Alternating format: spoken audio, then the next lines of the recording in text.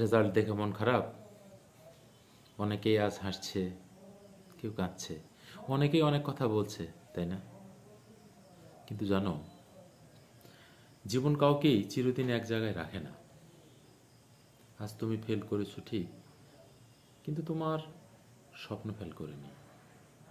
যারা ফেল করেছে কোনো অবস্থাতে তারা দুর্বল না, কারণ তারা চেষ্টা করেছে। পৃথিবীতে অসংখ্য উদাহরণ আছে যারা অনেক ভালো কিছু করছে, কিন্তু মাঝে মাঝে তারাও ফেল করেছে। তারা হার মানেনি। যারা হার মানে না তারাই জেতে। আর যারা পাশ করেছো, কংগ্রেচুলেশন, কিন্তু প্লিজ থেমে যেও না, কারণ সত্যিকারের লড়াই এখন শুরু হবে। তোমার ডিগ্রি না, তোমার কাজেই বলবে তুমি কে।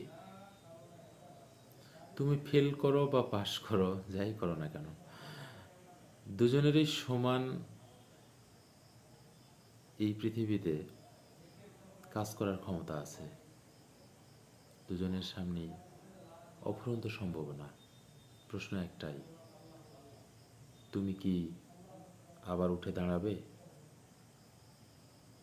না থেমে যাবে?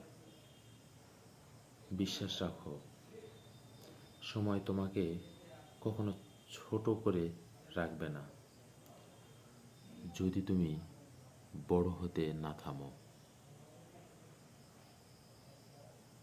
দৌড়ানোর দরকার নেই, বসে থাকার দরকার নেই, শুধু হেঁটে যাও, তাহলেই গন্তব্য নিশ্চিত।